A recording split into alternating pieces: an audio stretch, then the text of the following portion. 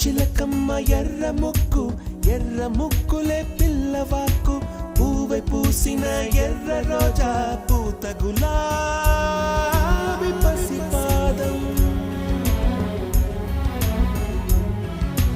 ఎర్రాని రూపం ఉడికే కోపం ఎర్రాని రూపం ఉడికే కోపం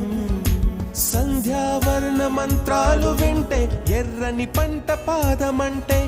కాంచనాల జిలుగు పచ్చ